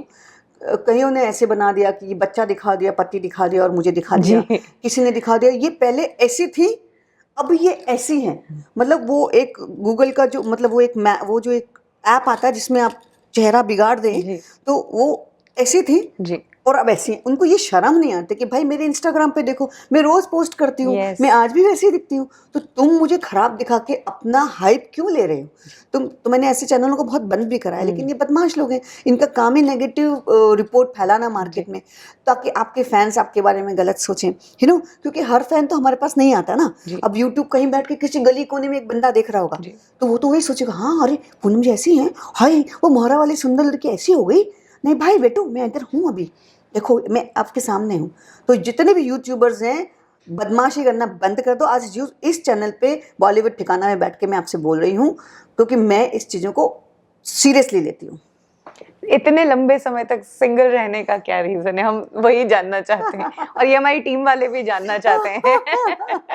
देखिए, सिंगल रहने का रीज़न यही है कि मैंने पहले तो बहुत सोचा नहीं कि मैं शादी करने में इंटरेस्टेड हूँ, और सच ये है कि नेवर फेल्ट और नेवर फाउंड समबडी कि मुझे दिल से लगे कि हाँ ये बंदा मेरे लिए बहुत अच्छा है, क्योंकि मेरी जो सोच है वो बहुत अलग है। एक नॉर्मल फैमिली या बीवी या बहू वाली सोच मेरी है नहीं। तो मुझे लगता है कि मैं पैदा हूँ रूल करने के लिए, मैं पैदा हूँ पॉलिटिक्स में जाने के लिए, या बिजनेस वूमन बनने के लिए। तो मुझे नहीं लगता कि मैं वो एक बहू या बेटी या ऐसा वाला मेरा सिस्टम हो सकता है। और कभी ऐसा नहीं हुआ कि मैंने सोचा कि हाँ यार ओहो die hard guy, I want to die for him, I want to love him, I want to marry him. So कभी ऐसा कोई फन एक मौका आया होगा, बट वो मेरे लिए नहीं था। तो बस कभी किसी बॉलीवुड एक्टर पर क्रश रहा है या अंदर ही अंदर पसंद किया है? नहीं, आई टेल यू, मुझे किसी भी बॉलीवुड एक्टर से कभी क्रश नहीं रहा, क्योंकि हम रियलिटी जानते हैं, हम उनके साथ मिलते जुलते हैं, आते जाते हैं, देखते हैं, सब बातें जानते हैं। तो मुझे पता है कि ये इनके ऊपर क्रश करके कोई फ़ायदा नहीं, ये हमें मिलने वाले तो हैं नहीं, और ना मुझे उनसे कोई ये है। मैं एडोर करती हूँ, मैं पसंद करती हूँ, एक्टिंग पसंद करती हूँ। जैसे शाहरुख की मैं बहुत पसंद करती हूँ, अमिताभ बच्चन जी को मैं बहुत पसंद करती हूँ। देवदास में जब शाहरुख ने रोल किया था तो मुझे लगा कि हाय, मतलब तो इस तरह से पसंद करती हूँ, सब बहुत एक्टर्स को पसंद करती हूँ, but I have nothing to do with age पर those eyes to them. But हाँ, कुछ बिना फिल्म इंडस्ट्री के लोग हैं जो अपनी पर्सनालिटी से आपको अट्रैक्ट करते हैं, अपने कामों से आपको अट्रैक्ट करते हैं, मुझे वैसे लोग ज़्यादा पसंद हैं। तो जो डायनामिक हो, जिसमें कोई बात हो, तो बात तो उसी की होती है जिसमें कोई बात होती है। क्या बात है। जी। और जहाँ तक बात की बात है तो 90s की एक्ट्रेसेस में एक बात थी कि वो नेचुरल ब्यूटीज थी, और आज हम देखते हैं कि हर दूसरी एक्ट्रेस, किसी ने लिप जॉब करवाया, बूब जॉब करवाया, हाँ। बोटॉक्स, फिलर्स, मतलब इंडस्ट्री में आने से पहले ही अपनी बॉडी पर वर्क करके आ रहे हैं। हाँ। तो इस पर आपका क्या कहना है? नेचुरल ब्यूटी ठीक है, या ये लोग जो अपने बॉडी पर सर्जरीज करवा के आ रहे हैं वो भी करवाना चाहिए, ज़रूरत है? देखिए, natural beauty is the best. I don't say कि आज की जो टेक्निक्स हैं वो ख़राब हैं, उसको ओवर यूजिंग ख़राब है। ये ना, बहुत लोगों की डेथ भी हुई है, जैसे बहुत लोग का चेहरा भी ख़राब है। जैसे आप कोयना जी, मुझे माफ़ करना लेकिन मैं आपके फेवर में बोल रही हूँ कि कोयना मित्रा के जो नोज़ जॉब हुआ था, उनका उसके बाद बड़ा बेचारे का लॉस हुआ, उसकी फिल्में हाथ से चली गई। तो एक अगर आप नेचुरली ब्यूटीफुल ना, तो छोटा मोटा अगर करेक्शन करना है तो नथिंग रॉन्ग इन इट। और हर लड़की, अब आपने जो कहा कि हर लड़की बूब जॉब करा के घूम रही है, नॉट ओनली फिल्मी, नॉन फिल्मी ऑल्सो, लेकिन it is not really advisable, because वो ना बहुत बाद में उसमें कैंसर है, उसमें बहुत सारी चीज़ें, बीमारियां हैं, वो हमको अभी रियलाइज़ नहीं होता है। हम 3 साल, 2 साल, 4 साल, 5 साल बाद हमको रियलाइज़ होगा कि आप किस चीज़ से गुजर गए। पैसा ही सब कुछ नहीं होता है। लेकिन हम क्या करें, हमारा ऑडियंस ही ऐसा है जी। वो जब ऐसे देखेंगे बड़े वाले, तो वो जो है उनको फॉलो करेंगे। अरे भैया, देख तो लो कि क्या फॉलो कर रहे हैं, लड़कियों की गलती नहीं है, आप फॉलो उसी को करते हो। तो वो बेचारी कहती ठीक है, मुझे फॉलो करना है तो मैं भी ऐसा बन जाऊँ। तो ये एक सिस्टम बन गया है। तो मुझे लगता है कि नेचुरल होना, अपनी बॉडी को मेंटेन करना इज़ द बेस्ट आइडिया। मैं नेचुरल हूँ भाई। पूनम, मैंने आपका एक इंटरव्यू देखा था जिसमें आपने कहा था कि रीमिक्स जो गाने हो रहे हैं उसमें आपको दिक्कत नहीं है। आपने खुद ने लैला ओ लैला सॉन्ग में के रीमिक्स में आपने काम किया था। यस। और हाल ही में अभी नेहा कक्कड़ ने फाल्गुनी पाठक का जो गाना था, चूड़ी जो खनकी, उसका रीमिक्स बनाया। तो फाल्गुनी पाठक ने बहुत गुस्सा किया था और कहा था कि गाने को ख़राब कर दिया। इस पर आपका क्या कहना है? रीमिक्स सॉन्ग पर क्या कहना है? देखिए, जो रीमिक्स सॉन्ग्स हमने किए हैं, जैसे मैंने सबसे पहला रीमिक्स किया था हाय शर्माओ किस किस को बताऊं, जो सुपर डुपर हिट एल्बम रही है हमारी। आई थिंक आज भी लोग वो एल्बम, वो गाने को पागलों की तरह देखते हैं। यूट्यूब पे आप देखेंगे तो उसके बाद बहुत सारी, मतलब कम से कम 10 एल्बम मैंने वीडियोस किए हैं जो रीमिक्स पे थे। रीमिक्स बनाना कोई बुरी बात नहीं है, क्योंकि पुराने गानों को, वो धुन को आज के लोग शायद उतना ग्रेसिपिंग पावर्स के साथ नहीं देख सकते, क्योंकि म्यूज़िक में इतना ज़्यादा रेवोल्यूशन है, म्यूज़िक में इतनी ज़्यादा बीट्स आ गई है, इतनी सारी चीज़ें हैं। तो उसको यूज़ करना इज़ अ गुड आइडिया, क्योंकि हम डिस्क में जाएंगे तो हम पुराने गाने नहीं बजा के डांस कर सकते ना। तो उसके ऊपर बीट्स ऐसी होगी कि आप डिस्क में उस पर डांस कर सको। उसकी ओरिजिनलिटी को मेंटेन करते हुए आप करेंगे तो बहुत बड़ा हिट होता है। तो अब आई डोंट थिंक कि अगर वो अच्छे से करे जाए तो कोई बुराई है उसमें। अब आपने पूछा कि फाल्गुनी पाठक का गाना जो नेहा कक्कड़ ने किया, तो देखिए ये जो चूड़ी जो खनकी हाथ में, ये बहुत बड़ा हिट गाना है फाल्गुनी पाठक का, क्योंकि वो हमेशा हर गरबे में सबसे ज़्यादा बड़ा हिट उनका यही गाना होता है। तो अगर नेहा कक्कड़ भी टॉप लेवल पे हैं, अब नेहा कक्कड़ जी ने यूज़ कर लिया वो गाना, तो ऑब्वियसली उनकी ऑडियंस तो कट हो जाएगी आधी, और वो नहीं चाहती होंगी कि उनकी ओरिजिनल सॉन्ग को कोई और यूज़ करे। तो ये पर्सनल लेवल हो गया। बट अदरवाइज जो है, नॉर्मली आई डोंट फील कि अगर अच्छे तरीके से उसको बनाया जाए तो remix is a bad idea, it is a good idea. Okay. अभी इन दिनों ऑडियंस बहुत सेंसिटिव हो गई है, जितनी भी फिल्में आ रही है उस पर कहीं ना कहीं बॉयकॉट हो जाता है। आपको लगता है कि ओ माय गॉड अभी आती तो बॉयकॉट होती? वो ओ माय गॉड पार्ट 2 अभी आने ही वाली है जी। तो आई डोंट नो बॉयकॉट होगी कि लोग क्योंकि उसमें बॉयकॉट जैसा ऐसा अक्षय के अगेंस्ट तो बॉयकॉट कुछ है नहीं ऐसा बनाया हुआ। लेकिन ये जो बॉयकॉट गैंग आपने मुझे बताया, ये कुछ लोग हैं, जैसे अगर आपको नहीं जमता तो आप मत देखिए जी। मैं 100 लोगों को बोलूँ ना देखो ना देखो ना देखो, कोई ज़रूरी थोड़ी ना ये करना। जी। तो आपको ना जमता है, आप ना देखें, आपको नहीं आना हमारे इंस्टाग्राम पे तो आप मत आइए। आपको जो अच्छा लगे आप वहाँ जाइए। तो आपको 100 लोगों को गैंग बना के बोलना आज इसको बॉयकॉट करो, फिर उसके नीचे 50 लिखना तूने गाली दी तो मैं भी गाली दूंगा, ये गैंगिज्म हो गया। This is not a good idea, क्योंकि इससे ना हमारे इंडस्ट्री को भी नुकसान है, एक्टर्स को भी नुकसान है, हमारी गवर्नमेंट की रेवेन्यू को भी नुकसान है, थिएटर्स वालों को भी नुकसान है, बिजनेस भी खराब हो रहा है। तो ये क्योंकि सोशल मीडिया का दम जो आप दिखा रहे हो वो दम अच्छे तरीके से दिखाओगे तो ज़्यादा बेहतर होगा। बट ये बॉयकॉट करके आप ही का भी नुकसान हो रहा है, आप अच्छी फिल्में नहीं देख पा रहे हो, थिएटर नहीं चल रहे हैं, एंटरटेनमेंट घर में बैठ के कर रहे हो, इसीलिए गालियाँ दे रहे हो इंस्टाग्राम पे बैठ के, क्योंकि फ्रस्ट्रेटेड हो गए हो आप लोग। जी। जिन एक्टर्स के साथ आपने काम किया वो अभी भी काम कर रहे हैं, अक्षय कुमार, सुनील शेट्टी, आप कब वापस कम बैक कर रही हैं? देखिए, काम वो भी कर रहे हैं और काम मैं भी कर रही हूँ। तो मैं सोशल मीडिया पे एवरीडे हूँ, तो वो भी एक फिल्म की तरह ही है। चाहे हम छोटी सीरियल बनाएं, उसमें अच्छा लग जाना, आप कंटिन्यूसली लोगों की निगाहों में हो। हाँ, मैं ये मानती हूँ कि मेरी बहुत बड़ी फिल्म अभी नहीं आई, क्योंकि मैंने आपसे बताया आर राजकुमार के बाद मुझे बड़ा दुख हो गया और मैंने ये डिसाइड किया कि जब मुझे अच्छा रोल मिलेगा, मेरी चॉइस का मिलेगा, तो मैं करूँगी। मुझे बहुत ऑफर होते हैं इस तरह के जो सेक्सी रोल हैं या उल्लू के वाले टाइप के रोल हैं या उस तरह की सेक्सी भाभी वाले, ऐसा। तो वो जॉनर में मैं जाना नहीं चाहती, नहीं तो मैं अभी 100 फिल्में कर चुकी होती। तो मैंने सोचा कि अगर मुझे करना है तो ऐसा करना है जो मेरी इमेज को अच्छा बनाए, ना कि लेकिन आपकी सोशल मीडिया जो इमेज है वो तो सेक्सी वाली ही बनी हॉट है ना। It is a hot. I am not a porn star. जी, लेट मी क्लियर, ये बहुत बड़ा क्वेश्चन आपने पूछा है, क्योंकि लोगों को ये समझ में नहीं आता कि पॉर्न स्टार क्या होता है और सेक्सी बोल्ड इमेज क्या होती है। मल्लिका शेरावत और सेक्सी बोल्ड इमेज जिसने शुरू किया, वो बोल्डनेस, हम वो हैं, हम सनी लियोनी नहीं है। तो आपको ये डिसाइड करना पड़ेगा कि आपको पॉर्न देखना है या आपको सेक्सी बोल्ड इमेज। अब आपको बोल्ड इमेज चाहिए, आपको अच्छी बॉडी चाहिए, आपको सुंदर लड़की चाहिए, आपको सब कुछ देखना है, तो उसमें गंदगी नहीं है। गंदगी वहाँ होती है जब आप उस तरह के सीन करते हो। So there is a difference guys between porn films and sexy image. So I am a sexy woman. आप भी नहीं चाहोगे कि मैं पल्लू लग के घर में खाना बनाऊं या मैं ये ढक करके ऐसा घूमूं मार्केट में या ऐसा गले में कपड़ा पहनूं, आप भी नहीं देखोगे भाई। तो I am a bold woman, बोलने में बोल्ड हूँ, दिखने में बोल्ड हूँ, and I like to be the way I am. आप मुझे रोल दे दो भाभी का, मैं भाभी का रोल करूंगी, पर बस बरसे तक कि वो मेन लीड हो। जी, कट ना हो या ऐसा जूनियर वाला नहीं दिखाया नहीं चाहिए ना मुझे, because I am not a crazy woman about the films, और इस इंडस्ट्री में मुझे मरना ही है भाई। यहाँ पे बहुत कुछ है और करने का आगे लाइफ में। फिल्में की रोल चाहे छोटा था, चाहे काटा गया, लेकिन आप शाइन हो गई। आप सोशल मीडिया पर आई तो आप चमक गई, अब आप बड़ी इन्फ्लुएंसर बन गई है। क्या आपको लगता है कि सोशल मीडिया का भी मिसयूज होता है कई बार? हाँ, बिल्कुल। देखिए, हमेशा आदमी को अपना मोड़ मोड़ना चाहिए जिस तरह दुनिया जा रही है, क्योंकि आप अगर सोशल, अभी मैं आज ही देख रही थी कि दीपिका चिखलिया जो सीता का रोल जिन्होंने किया था, इतने साल बाद वो भी सोशल मीडिया पे, मैं आज उनके देख रही थी गानों के ऊपर वो एक्टिंग कर रही थी।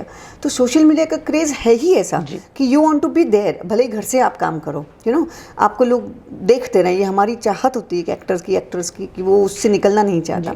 मिसयूज आपने जो पूछा, बहुत सब हम परेशान हैं इससे। लोग क्या करते हैं कि डबल 10 हमारे अकाउंट बना लेते हैं और उस अकाउंट से वो लोगों से पैसे ऐंठते हैं, लोगों को मतलब हमारी इमेज गलत दिखाते हैं। जी, अब जो बेचारा भोला भाला आदमी, उसको पता ही नहीं कि ओरिजिनल अकाउंट क्या होता है। जी, ये पूनम जी हैं, अच्छा ये पूनम जी, वो मैसेज डालेगा पूनम जी बात कर रही हैं, तो पूनम जी से बात करने लग जाएगा। वो बेचारों में पैसे भी डाल देते हैं कि उनसे मुलाकात करनी है, डिनर करना है, और ये पैसे लेके उसको ब्लॉक कर देते हैं, गायब। तो इस तरह के बहुत केसेस हुए हैं। सब लोगों ने कंप्लेन भी किया, हमने पुलिस में भी काफ़ी कंप्लेन है सब लोगों का। मैं साइबर क्राइम में गई थी, मैंने कम से कम नहीं तो 5-6 अकाउंट्स बंद करवाए थे, क्योंकि लोगों ने मुझे कंप्लेन फाइनली लिखी कि आपके नाम पे लोगों को बोल रहे हैं कि मैं कह रही हूँ कि मेरी माँ बीमार है गाइस, मुझे मेरी माँ को कैंसर हो गया है, थोड़ा मुझे सपोर्ट करो, मुझे पैसे की ज़रूरत है। बेचारे जो फ़ैन है वो रोने लग गए और उसको इतना पैसा चला गया। मैंने कहा तुम पागल हो साले सबके सब। तो ये मिसयूज़ मेरे साथ ही नहीं, हर एक्टर के 25-25 अकाउंट बने, 10-10 अकाउंट बने, उनको ये लोग हैंडल कर रहे हैं। सो नाउ हम सब परेशान हैं कि ओरिजिनल कैसे ढूंढा जाए। सो आई एम सो हैप्पी कि अभी जो इंस्टाग्राम, ट्विटर और FB के जो ऑनर्स हैं, उन्होंने अनाउंस किया है कि ओरिजिनल को ब्लू टिक दिया जाएगा। So after blue tick at least people will know कि मेरे तो ब्लू टिक बहुत समय से ही जी। पर after the blue tick at least अब सबको समझ में आएगा कि ब्लू टिक क्या होता है। वो जो बेचारा गरीब आदमी उसको समझ में नहीं आता, वो अकाउंट दिखता है यही पूनम जी का होगा, यही XYZ एक्ट्रेस का होगा जी। तो अब ब्लू टिक का मतलब है सबको समझ में है कि भैया ये ओरिजिनल पूनम झावर का अकाउंट है, तो आप वहाँ जाएं, ये डुप्लीकेट में न जाएं। हमारे जो बॉलीवुड ठिकाना के जितने भी सब्सक्राइबर्स हैं, मैं रिक्वेस्ट करती हूँ कि पूनम जी के इंस्टाग्राम अकाउंट को फॉलो ज़रूर करें और ओरिजिनल वाले को। यस, ब्लू टिक है। पूनम, क्योंकि आपने हमसे बहुत खुलकर बात की और आपने जैसा बताया कि सुनील शेट्टी के साथ काम करने के बाद एक गैप सा आ गया, पता नहीं क्यों उन्होंने आपसे बात नहीं की, तो हम ये चाहते हैं कि बॉलीवुड ठिकाना के जरिए आप सुनील शेट्टी तक अपना मैसेज पहुंचा सकते हैं, उनसे पूछ सकते हैं कि क्या गिला है, क्या शिकवा है। देखिए बहुत सारे मौके ऐसे आए थे जब वो बात कर सकते थे या हम बात कर सकते थे या हम फिल्में वो कर सकते थे साथ में, लेकिन मुझे नहीं पता कि उनको क्या तकलीफ़ है मुझसे, उन्होंने नहीं चाहा। उनको ये भी पता है कि नहीं मुझे मालूम नहीं कि मैं कैसे दिखती हूँ। तो फॉर योर काइंड इन्फॉर्मेशन अन्ना, आप जितने भी सोशल मीडिया पे या जो भी OTT पे काम कर रहे हैं, मैं आपको लिख के देती हूँ, आपकी फिल्म तभी हिट होगी जब पूनम झावर आपके साथ काम करेगी। वो एक जोड़ी जो है वो दुनिया के लिए करिश्मा थी और ये करिश्मा फिर से हो सकता है अगर आप अपना ईगो छोड़ दें और हम दोनों साथ में एक फिल्म करें। तो आप करेंगे मेरे साथ? आज यहाँ से बॉलीवुड ठिकाना से मैं आपको पूछ रही हूँ। और इस बात से पूनम आपने प्रूव कर दिया कि एक अच्छी एक्ट्रेस के साथ साथ आप एक बहुत अच्छी ह्यूमन बीइंग भी है। Thank you. और अब हम शुरू करते हैं हमारा दूसरा सेगमेंट, जिसमें हम स्टार्स की सीक्रेट रिवील करते हैं। क्योंकि आपने इंडस्ट्री में इतने सारे एक्टर्स के साथ काम किया है, तो जिन एक्टर्स के साथ आपने काम किया है उनका नाम लूंगी और उनकी एक एक सीक्रेट आपको बतानी है। लेकिन मुझे मालूम नहीं लोगों की सीक्रेट, हाउ कैन आई से? जो भी सेट पर जो आपने ऑब्जर्व किया आप अपने हिसाब से बता सकते हैं। डेफिनेटली जी। yes. तो सबसे पहले तो अक्षय कुमार, जिनके साथ मोहरा और ओ माय गॉड 2 फिल्में की हैं। उनकी तो सीक्रेट्स आई थिंक अच्छी ही हैं कि वो हेल्थ के ऊपर बहुत ध्यान देते हैं और जल्दी सोते हैं। सीक्रेट्स तो मुझे पता नहीं चली आज तक, बिकॉज वो बहुत छुपे रिश्ता में, ये सीक्रेट है। कोई अनोइंग उनकी हैबिट, कोई ऐसी हैबिट जो बुरी लगी हो? वो इग्नोर बहुत करते हैं। मोहरा के टाइम कहते हैं कि अक्षय और रवीना रिलेशनशिप में थे, तो क्या आपने सेट पर ऐसा कुछ उनकी इक्वेशन देखी? यस, उसी वजह से टिप टिप गाना बना, इतना हॉट एंड इतना सेक्सी, बिकॉज उन दोनों की उस वक्त रवीना टंडन। हाय हाय, बस इतना ही कहूँगी मैं। कोई सीक्रेट नहीं उनकी? सीक्रेट तो मैं नहीं जानती, लेकिन ये चाहती कि उनकी चाहत है कि हर फिल्म में वही हो। और सुनील शेट्टी? आज तक पता नहीं लगा उनकी सीक्रेट क्या है। सुनील बता दो, क्या सीक्रेट है, क्या राज है कि तुम हमसे दूर हो? कोई बुरी आदत उनकी, बुरी बात लगी हो उनकी? सुनील शेट्टी जी? हाँ, मैं आज खुलासा करती हूँ कि मैं उनसे पूछने गई थी, वो मेकअप कर रहे थे और मैंने बहुत दिनों से मैं सुन रही थी लोगों से कि हर फिल्म के लिए वो ना कह देते थे। तो एक दिन मेरे जो सेक्रेटरी थे, मैंने कहा एक पहला स्टेप हम उठाते, हम पूछ लेते भाई आपको क्या शिकायत है मुझसे। तो मैं आगे होकर उनकी वैन में गई और मैंने पूछा उनसे, अन्ना क्या प्रॉब्लम क्या है कि आप जो है हर फिल्म के लिए मेरे लिए ना बोल देते हैं और किसी न किसी दूसरी हीरोइन को ले आते हैं आप। तो काम तो मैंने मेरी पहली फिल्म आपके साथ ही, इतना बड़ा सुपर डुपर हिट सॉन्ग को भी आप जो है दबाने की कोशिश कर रहे हैं जी। तो उन्होंने कोई जवाब नहीं दिया और बिलीव मी वो इंसान सीधा वैन से उतर के चले गए। मैंने उस दिन डिसाइड किया कि अन्ना से अब मैं तभी बात करूँगी जब वो सामने से बात करने आएंगे। नाना पाटेकर का सीक्रेट? OM जी, गुस्से वाले बहुत हैं और ये सीक्रेट नहीं है तो सबको पता है, बट वो रोमांटिक भी हो सकते हैं, ये सीक्रेट है। और नाना पाटेकर की अनोइंग हैबिट? अरे बाप रे, उनके आगे तो कोई है नहीं, वो नंबर 1 है। हर चीज़ पे वो चिढ़ते हैं, हर चीज़ पे। परफेक्शनिस्ट जो होते हैं ज़्यादातर वो ऐसे ही होते हैं कि हर चीज़ पे उन्हें चिढ़ाती है, ऐसा क्यों हो गया, वैसा क्यों, तुम ऐसे क्यों बैठी हो, तुमने ये कैमरा ऐसे क्यों लगाया, मतलब हर चीज़ पे वो छोटी छोटी बात पे बहुत गुस्सा करते हैं। तो वो तो खैर उनकी नेचर ही है। आयशा जुल्का सीक्रेट? हाय, मैं उन्हें बहुत ज़्यादा जानती नहीं तो उनके सीक्रेट्स भी मुझे पता नहीं है, लेकिन I don't want to answer for that. और उनकी एक बुरी हैबिट या अनोइंग हैबिट? मैंने सेट पे देखा उनको कि आप, और ये मैं आयशा जी खुल के बोलूँ क्योंकि मैंने देखा है, आप क्या करती हैं कि आप ऑडियंस को जब भी बच्चे बेचारे गरीब जो आते थे उनसे बोलना कि ऑटोग्राफ मांगते थे पेन ला के, है ना, तो पेन ऑटोग्राफ दिया, पेन में रख लूँगी। तो गरीब बच्चे बेचारों का 5 रुपए का भी पेन होगा तो बच्चे कहाँ से लेके आएंगे। तो ऐसे करके उन्होंने इतने सारे पेन जमा कर लिए। तो मैंने पूछा कि ये पेन इतने सारे भाई इन्होंने क्यों जमा कर लिए? तो बोलते हैं कि नहीं नहीं, मैं मुंबई में जाके अपने NGO में दे दूंगी एंड बच्चों को दान करेंगे। अरे यहाँ के बच्चों का छीन के तुम अपने NGO में जाके दे दोगे? खरीद के दो ना भाई, इतनी बड़ी एक्ट्रेस हो। तो ये बात मुझे बहुत ज़्यादा गुस्सा आया था और पता नहीं उसके बाद मैंने कोई ज़्यादा इंटरेक्ट मेरा उनके साथ हुआ नहीं। शाहिद कपूर की सीक्रेट? नहीं, वो बहुत स्वीट बंदा है और मुझे लगता है कि उनकी सीक्रेट कुछ नहीं है, उनकी जो शालीनता है, स्वीटनेस मुझे बड़ी अच्छी लगी। He was very calm, cool, very decent and respectful to me. So मुझे लगता है कि वो बंदा एक सही बंदा है। और कोई अनोइंग हैबिट उनकी? नहीं यार, टाइम पे आना, टाइम पे काम ख़त्म करना और डेडिकेटेड टू हिज वर्क। सो मुझे ऐसा कभी महसूस नहीं हुआ कि वो बंदे में कुछ चिड़चिड़ाहट है, सीन को लेके चिड़चिड़ाहट है। मतलब he is very dedicated guy. So I really like him that way. Sonakshi secret? Sonakshi ji के लिए मैं क्या बोलूँ, अच्छी एक्ट्रेस है वो, अच्छी दिखती हैं वो, लेकिन उन्हें ये लगना चाहिए कि दूसरा भी फिल्म में अच्छा लगे, उसको लगने दिया जाना चाहिए। या तो आप कह दो कि मेरे अलावा फिल्म में कोई और होगा ही नहीं, तो वो एक अलग बात है। लेकिन जब अगर कोई आता है तो वो भी बेचारा उम्मीद करता है कि उसका भी काम अच्छा हो, तो आप उनकी बद्दुआ क्यों लेती हो? जी। और सोनाक्षी की कोई अनोइंग हैबिट? यही है कि वो दूसरी एक्ट्रेस को सेट के ऊपर देखना ही नहीं चाहती है। सेल्फ ऑब्सेस्ड है। पूनम, अभी RRR फिल्म ने ऑस्कर जीता है। हमारी एक short film the elephant whisperers को भी ऑस्कर मिला है। क्या कहना है आपको इस पे? ये बहुत बड़ी बात है, बहुत ही गर्व की बात है, क्योंकि फिल्म लाइन के लिए जैसे पॉलिटिशियन में आज नरेंद्र मोदी जी वर्ल्ड के जाने माने बने, वैसे फिल्म लाइन में RRR, वो भी साउथ की फिल्म होकर के, उसने सारे बैरियर्स तोड़े हैं और एक गाने की वजह से वो इतने बड़े ऑस्कर में पहुंची है। तो क्योंकि फिल्मों का सबसे बड़ा अवार्ड ही ऑस्कर है जी, तो रियली कमांडेबल एंड एक्टर तो सुपर डुपर हिट हैं ही हैं। राजा मौली जी, मतलब पूरी टीम इतनी बड़ी थी कि उनका RRR का वहाँ पहुँचना कोई डाउट नहीं था कि उसमें उनको ऑस्कर नहीं मिलेगा और वो ट्राई करें।